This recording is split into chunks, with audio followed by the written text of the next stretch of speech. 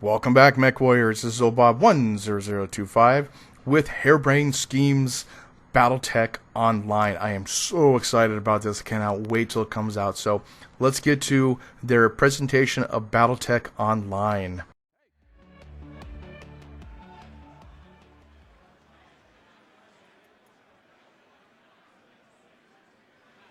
How you doing?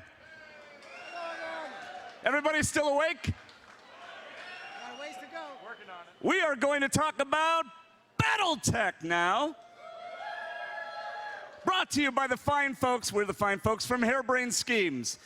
Ladies and gentlemen, the creator of Battletech, Mr. Jordan Weissman.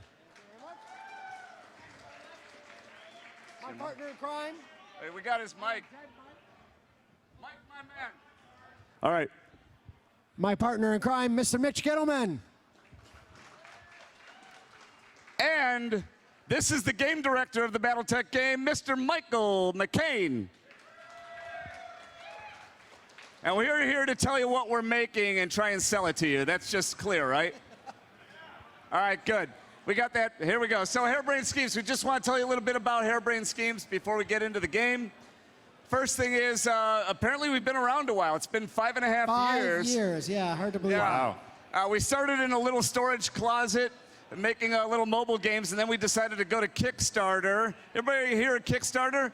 Who backed this game? Did you back this game? Thank you so much. Thank you. Thank you. That means we get to feed our children. So we love you. Our children Those of us that have children. in the form of our team members. That's what we meant. Over there. And Yay, they team. passed that on to their children. Anyway, so we did a little Kickstarter for a game called Shadowrun Returns.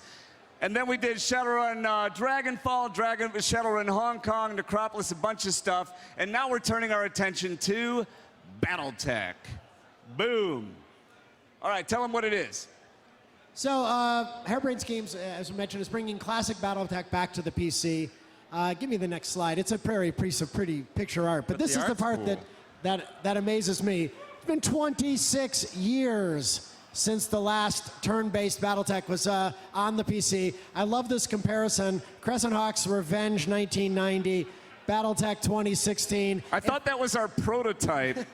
Yeah, it was 30 years ago. If nothing will make me feel older than this shot, because that's how long I've been making these games. So, could not be more excited. Very excited about the fidelity that we're offering now.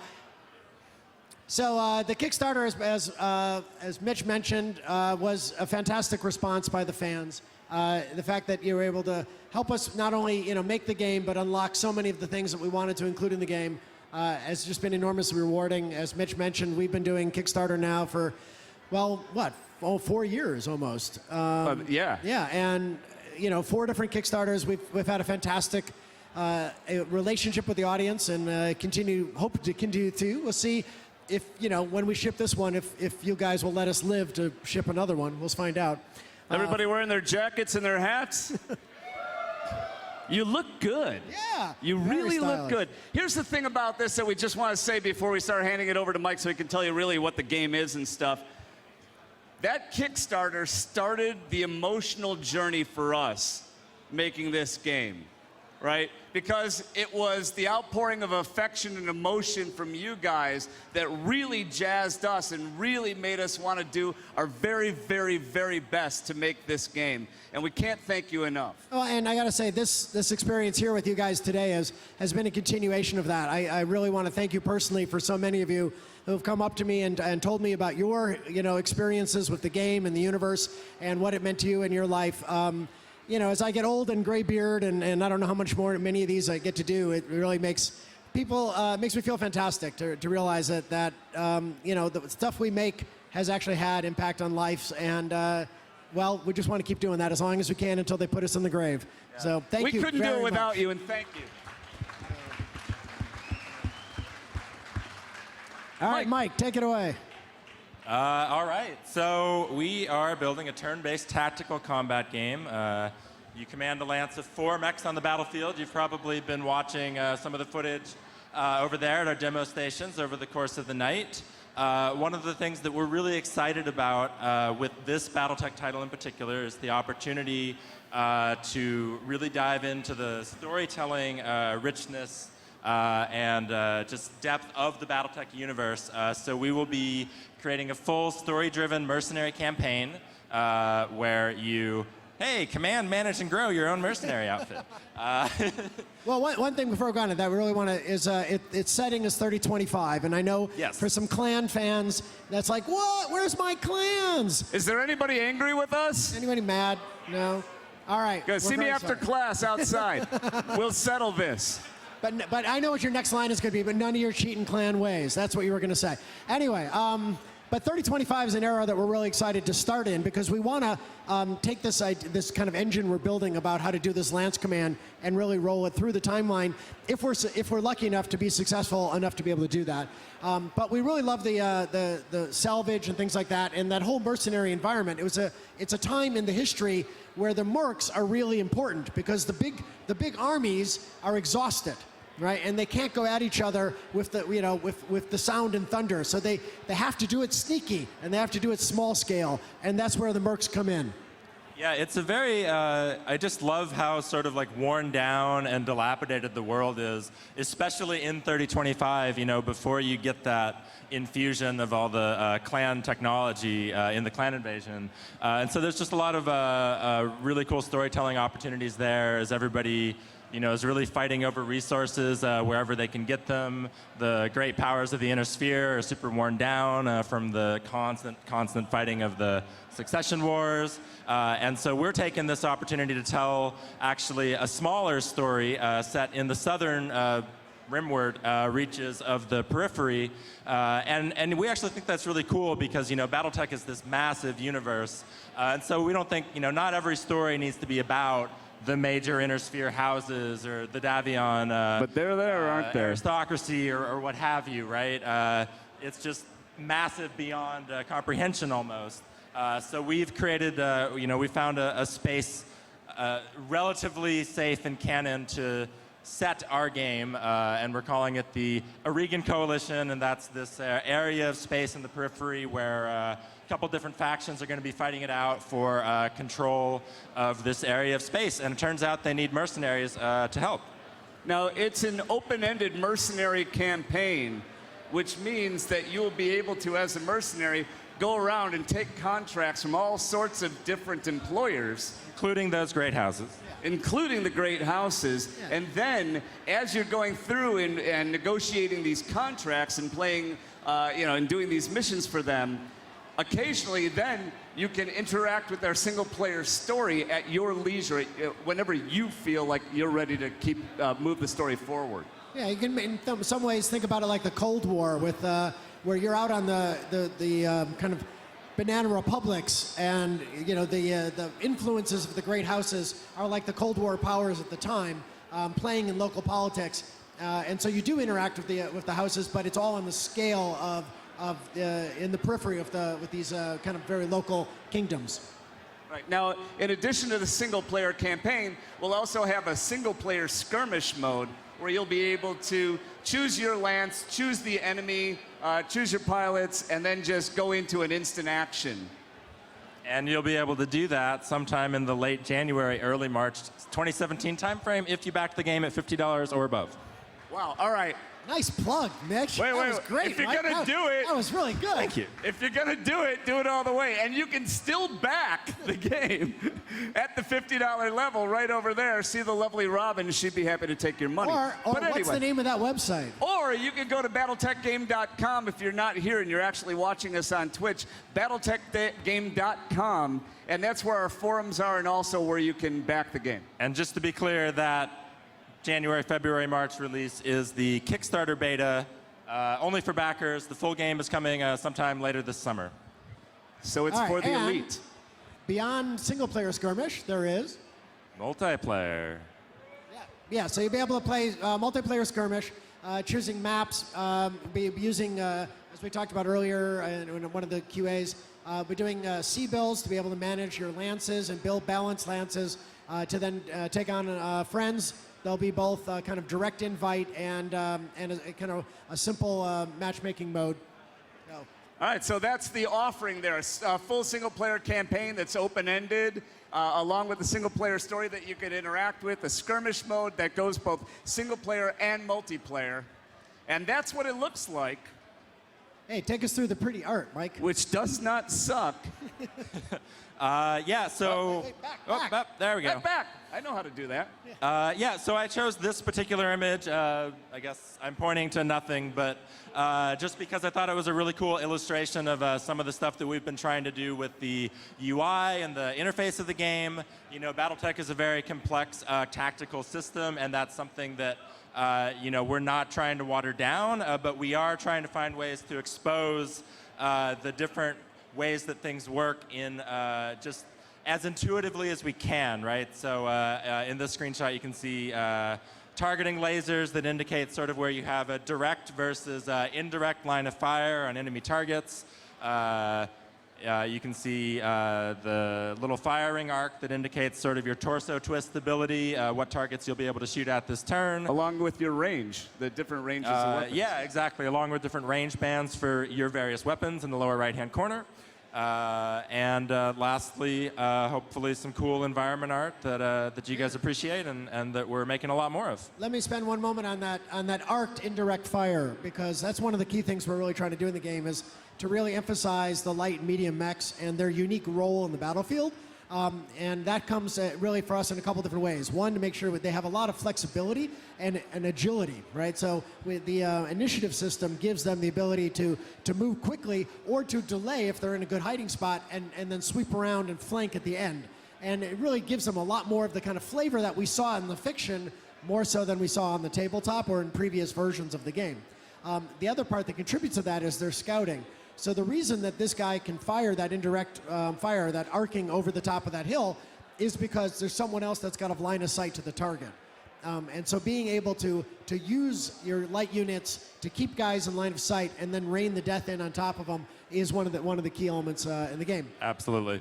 And all of the Battletech detail is in there, so you'll be able to turn off and on every weapon that you've loaded out. We're tracking heat. Everything that we couldn't do in Mech Commander, we're able to do here in a turn-based game and really deliver on the vision of Battletech in the first place. So the other thing that we haven't talked about that we've got in this game that we haven't had in a game in 20 years. Since Crescent Hawks. Right. Who wants melee in their Battletech game?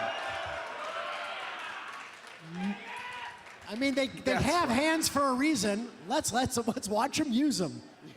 Yeah, exactly. So you'll be kicking, you'll be punching, you'll be stopping. When you get an Atlas stepping on a striker, that's so a fun Are you guys going to demo right now? Anyway. Wait, but the other thing is when you get a commando out there nut punching an Atlas, you have arrived. I saw it this morning. Yeah. Now, we don't have that for you to see here. And of course, what do you get when you combine melee with jump jets? Death from above! Yeah, we got that in the game, too. I think I spooked the mic on that, and I don't care. Yeah. Yeah, let's go back to some of the environments. Hold on. Go back and talk about some environments. Yeah, talk about different environments there. Yeah, so we're supporting a variety of planetary biomes. You know, not unlike some of the biomes that you see in MechWarrior Online arena maps. So we've got sort of lush terraformed planets. We've got desert, frozen, Hoth-like environments. And the other one that we're really excited about is to do atmosphere-less planets, so Martian and lunar style environments, and then more if we have time or in success after the launch of the game. And urban environments too, which is really fun. Yeah. Yeah. May I continue? You know, one thing I just wanted to mention before we go on, you can probably tell all the mechs in our game are the same mech models as the amazing mechs that PGI's made for MechWarrior Online. We wouldn't be nearly as far in development of our mech combat if it weren't for their awesome assets. So I just wanted to give a shout out to all the artists, Alex and everyone else on the Piranha team Dennis, for their awesome work. Team. Yeah. We love those mechs. They're just beautiful. And we're honored to work with them. They're just fantastic. They're really fun to play with. And as a Battletech fan, what's better than to have this sort of unified artistic vision so that when you go from game to game, you're looking at the same mech. So thank you very, very much, and I'm glad you brought that up. All right, Mercenary campaign. Yeah, so this is one particular part of the game I'm really excited about. In between combat drops, you'll be on your dropship. It's called the Argo. It's that spaceship there.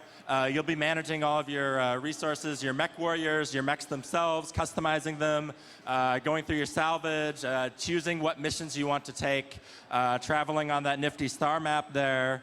I always love this aspect of a game because I can really lose myself in the simulation and the immersion of it all. And so that's something that we're just now starting to really build this part of the game in earnest. We started out with the super pre-alpha demo that was really our vertical slice of the combat experience, and then our goal was to build out from that, right? So get a really solid combat model in place, and then build the rest of the game, build the campaign, build the story. And we're really excited about where our story development efforts are at. We just put out the main characters for our campaign in a new Kickstarter update like 3 days ago. So if you haven't seen that, check it out. We're pretty stoked about them. Yeah, but we brought the pretty with us just in case. Oh, that's true. Yeah. And the other thing that's kind of cool is, like, as Mike was saying, you're managing your resources. So obviously you go into your mech bay, load out your mech just like you do in other Battletech games, right? But also you got to take care of your mech warriors, right? So like a mech warrior gets wounded in combat, you got to send them to the med lab, and they got to sit it out for a week or two. And ultimately it comes down to money, right? You're a mercenary. You make money, you lose money, you try to win money. And it costs money to fix the mechs. It costs money to buy the parts. It costs money to pay the salaries. And I think that's one of the things we're really excited about. And as Mike said, we're just getting into this now. But the contract negotiations, the haggling with the noble houses and so on for salvage and for all the other things of like artillery support or aerospace fighter support, all that kind of stuff. Basically just like running a game studio. Yes, Ow. indeed. And the same way, it's really hard to keep your head above water. Ow. Too soon. Too soon. And that's where we want the game to be, is to have that, have that feeling of really running a mercenary company and having to struggle as you make it grow. And what's cool is we don't know what the next slide is. So I'm going to push the button. We're going to find out what we're going to talk about next. Oh, it's more of the mercenary campaign. Yay. What haven't we mentioned? We talked about customization in general. We're going to have 38 inner sphere mechs in the launch game. You'll be able to customize weapons, loadout, armor, heat sinks, paint scheme, you name it. Salvage, we've got salvage. Mech warriors, we've got those. So if we cut to the things we haven't talked about yet, Iron Man mode, right? So it's like, screw your save. You get one save game. All the way through. Do it. Right, and of course, home-based customization. Shall we show more pretty? Let's go on. Boom! So here's some of your main characters in the game. The lady Kamea Arano is the protagonist of the story campaign, and the way this works is you can choose to support her cause. At a certain point, you don't have to continue necessarily engaging with story missions if you don't want to, but there's this. It's essentially, there's a coup that takes place in this region of space, and then you can help the rightful heir reclaim her throne, or you can not. Which is one of the things that's interesting. Because it's an open-ended mercenary-style campaign, right, you don't have to follow that storyline, right? Obviously, we hope you do, because there's all sorts of cool missions in it, but you're on your own, right? And she's offering you a job. You can decide to accept it or not. I will say, there's RPG elements in the game. It is not an RPG outright. So when we say, like, you can make all these choices, like, a lot of times as it relates to the story, your choice is whether you want to engage or not. If you don't engage after a certain amount of time, her rebellion effort might suffer and eventually fail, but that doesn't mean there's a whole lot of, like, branching, choice-based paths that the game takes. One of the things that We've done that before, and it's really fun, but it also takes a long time. Yeah, that's more of a Shadowrun for Nights, RPG. weekends, holidays, that kind of thing. But one of the things that takes the place of that is your reputation. With both her efforts as well as all the other units, factions in the game, you earn reputations, and as you do, you know, that opens up or closes off missions, opportunities, jobs, and your negotiating stance with them. And real fast, quick diversion. Has anybody ever heard of our hyper RPG Twitch show, Death from Above? I'm sorry, I couldn't hear that. So, thank you. Look at him. One of the things about that show is, on the show, Anna Maria Centrella was one of the NPCs on the show. We're a mercenary group, and my character has been flirting with her for several months, and now I get to see the art. So this is actually who I've been flirting with. It's not Tyler, it's her. So I'm really excited. Or are you disappointed? One of the, No. Have you met Tyler? I like her. I'm gonna keep going now. Tyler, because you're I'm very digging handsome too. Yeah, all right, here we go. And this is our bad guy. Let's talk about the bad guys. Yeah, so these are the guys that took the throne from the other guys. Wow, what a Some compelling of your mercenary presentation. crew. Yeah, your executive officer. I'm not the writer, Your hey. navigator, your mech tech, who is not Penn Jillette. And she's Even though Penn is a fan. Penn engineer, played in the right? cockpit a lot. Yeah, these are two of my favorites, actually. Penn Jillette's a fan? Yeah, he used to come in the Las Vegas Battletech Center Oh, that's and right. play all the time. Hey, Penn, if you're out there watching, you This can is be for in you, this. buddy. This we is have for a you. part for you in this. Yeah. Just keep the cost low, man. All right, So thank these you. guys Would you love to- comprise, and don't forget that character. That was Mitch by Vincent van Gogh. That's right. That's right. Or Thank by you, Prisma color, whatever. This guy is not in the game. Okay. This is where the game takes place. We're not sure if we're going to have exactly all those systems playable, but we're going to have a good, healthy bit of space for you to explore and take contracts in and blow shit up in. All right. So in the time we have left, we thought if you had questions about the Battletech game or anything else, what's that? Oh, I forgot. Hey, Yeah, does one more anybody want to thing. see something very special that we have just for you? It's not this. It's not this. It's not this. But they are pretty. It's not this or this. Which are all or beautiful. this, They should go back. Look at or those even beautiful this. pictures. You're skipping all the art. I know, because you're an art I guy. worked hard on that. Oh, that's all gorgeous art. Go back to that. It's What this. about this? How about some merch? So, Jordan, first tell them what the hell we're doing with All the right. merch thing. So we are going to be. Hey, look at that. Look, it looks good there. Nice scale reference. Yeah, really. Your tummy. All right, It's so awesome. as some of you have been following the Kickstarter campaign for a while know, we've been working with Topps to try to get a license to allow us to make beautiful things like this giant Atlas sculpture, and we have succeeded in doing so. We'll be hopefully in the next handful of weeks launching a campaign, a system where we can basically allow you to pre-order stuff. So that we don't have to like take giant inventory risks on things, where we're taking kind of the product development risk. We'll do all the sculptures, we'll do all the tooling, and then if you love it, we'll make them. If you don't, we won't. And we're only going to make as many as you order. So everything. You guys love this guy? Is he all right? People want this guy. Should we make it? Yeah. Yeah, show us the Well, money, pal. Yeah. So we'll just sign up on the mailing list. We'll make sure we get mail out to everybody when this site goes live, and then the idea is every month we'll have a couple of new items that come out, and hopefully we'll make cool stuff like the jackets and the banners, things like that, as we keep going forward. Yeah, so just to be clear again, what will happen is we'll put up a couple of things on the website. We'll say you have 1 month to get this thing made. It'll be a minimum number of orders, right? We hit that minimum number of orders, we make it, right? We don't hit, and then we charge your credit card. If we don't hit that minimum number of order, we wipe the slate clean, give you something else. And don't charge your credit card. Oh, yes, and don't charge your credit card. All right. All right. Now should we go back to the something pretty else art? to show you real fast. I'm going to push this button and hope for the best because I don't see it. Boom. What is that? What do you see? I see us. Oh, that! T-shirt. Oh, okay. Yeah. Yeah, that's just more merch, more cool merch stuff. We'll be doing this for the houses and for the clans, and we're just going to be coming up with new stuff all the time. Hopefully, you like some of it. And where do we get that guy? Oh, that's Mr.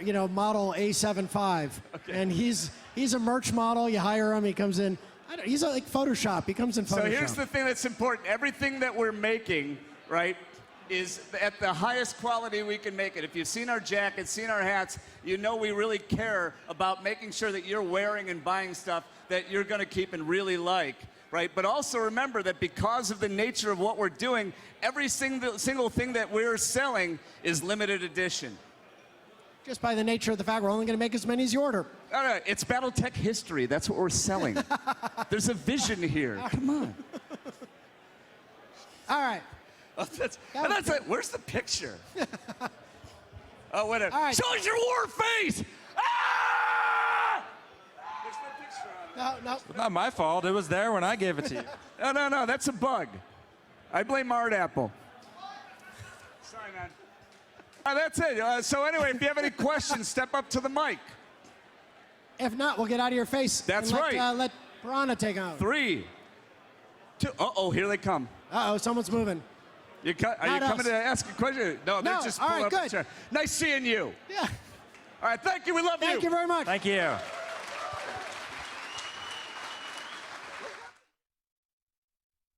Target acquired.